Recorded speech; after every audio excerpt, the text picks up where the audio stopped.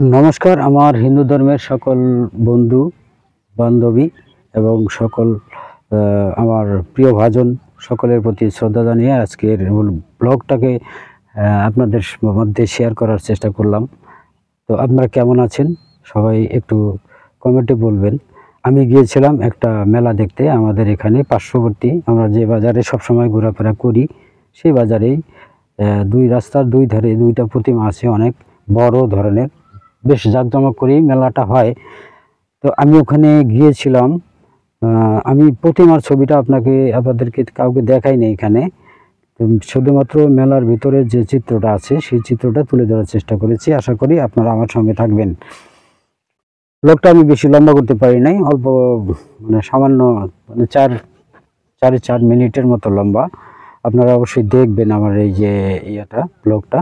তো যাই হোক, আমি মেলাতে গিয়েছিলাম আমার এক ভাগ্নেকে সঙ্গে নিয়ে। আমার ভাগ্নে, ছোট ভাগ্নে, একটা মাত্র ভাগ্নে, ওর চাপাচাপিতে আমি মেলাতে ঢুকি। তারপর হলো ঢুকি বলতে কেন বললাম এই কথাটা, এটা হচ্ছে কি, আমি বেশি অতিরিক্ত লোকজনের যেখানে গ্যাঞ্জাম থাকে, চাপাচাপি থাকে, ওইখানে আমি যাই না বেশি একটা। আমার খুব মানসিক চাপ সৃষ্টি হয়। যাই হোক, আমি ঢুকে গিয়েছি আমার এক সাথে নিয়ে। ওই যে ওখানে আছে আমার আমাকে দেখতেই পাচ্ছেন, ওখানে আছে আমার ভাগিনের সাথে। ভাগিনীকে নিয়ে গেলাম বিভিন্ন দোকানে, বিভিন্ন জিনিস দেখালাম, কিন্তু ওর কোনো কিছুই পছন্দ হচ্ছিল না। শুধুমাত্র ওর পছন্দের একটা জিনিস, সেটা হচ্ছে রিমোট কন্ট্রোল হেলিকপ্টার। তো আমি রিমোট কন্ট্রোল হেলিকপ্টারটা ওকে কিনে দেওয়ার চেষ্টা করলাম, কিনে দেওয়ার চেষ্টা করলাম। এই জন্য বললাম যে দামের সঙ্গে মিল ছিল না কারোর সঙ্গে, যেটা আকাশ পাতাল ব্যবধানের দাম। যেখানে এই মেলাটার মধ্যে একটা বৈশিষ্ট্য হচ্ছে, সেটাই হচ্ছে যে জিনিসটার দাম হচ্ছে 200 টাকা, সেটার দাম 500 টাকা চেয়ে দোকানদাররা বসে থাকে। যাই হোক, আমি কি আর করার, ভাগ্নেকে নিয়ে গেছি, ওটা তো আমাকে কিনে দিতেই হবে। দামের সঙ্গে সম্পর্ক নাই, দাম বেশি হলেও দিতে হবে, কম হলেও কিনে দিতেই হবে। যাই হোক, চেষ্টা করে অনেক কাটাকাটি করে ওর জন্য একটা হেলিকপ্টার কিনে নিলাম আমি এক দোকান থেকে। নিয়ে ওর হাতে দেওয়ার সঙ্গে সঙ্গে ওর সামনে থেকে লাপাত্তা। এত খুশি হয়ে গেছে যে হেলিকপ্টারটা আমি ঠিকঠাক করে দেখবো, যে সেই সুযোগটা আমি পাই নাই। যাই হোক, ওর খুশিতেই আমার খুশি, আমি আর কি করব। যাই হোক, তারপরে আমি বসে গেলাম কয়েকটা দোকানদারদের সঙ্গে, তাদের সঙ্গে ভালো মন্দ বিষয়ে জিজ্ঞাসাবাদ করলাম যে মেলাতে কীরকম ব্যবসা হচ্ছে, লাভ হচ্ছে না লস হচ্ছে, কীরকম জিনিস কেনাকাটা, তার কীরকম হচ্ছে বিক্রি, এ বিষয়ে কথাবার্তা বললাম আমি।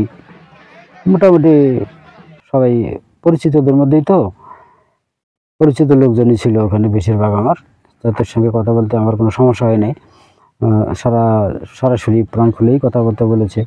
যাই হোক, এগুলো ঘুরলাম। অনেক কথাবার্তা বলার পর আমি আস্তে করে, যখন সময় আমার শেষ হয়ে আসছিল, অর্থাৎ আমার হাতে লিমিটেড কিছু সময় থাকে, ওই সময়ের মধ্যে যেটাই করি ওই লিমিটেড সময়ের মধ্যেই করতে হয়। দেখো, এখানেও আমার লিমিটেড সময় ছিল, আমার জন্য লোক অপেক্ষা করছিল, সেই জন্যে আমি আর দেরি করি নাই, মেলাটা ঘুরে ফিরে বাইরে বেরিয়ে আসি।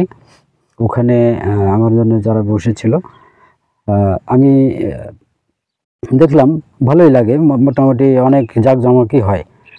তো এখানে বলার অপেক্ষা রাখে না, যেখানে লক্ষ লক্ষ টাকার জিনিসপত্র বেচা কেনা হয়, অনেক লোকজন আসে, অনেক বাইরের থেকে, দূর দূরান্ত থেকে লোক আসে এখানে কেনাকাটা করার জন্য।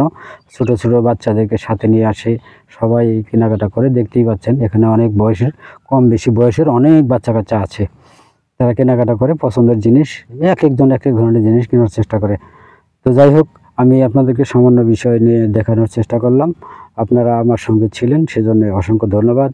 আমি আর কি বলবো আমি জানি না, যে এই ধরনের ব্লগে আপনারা কতটুকু সন্তুষ্ট হবেন সেটা বলতে পারবো না। তা আমি আর বেশি দেরি না করে, এই যে এখানে মিষ্টির দোকান আছে, মিষ্টির দোকানে গিয়ে অল্প কিছু কিনে নিয়ে বাড়িতে চলে আসি।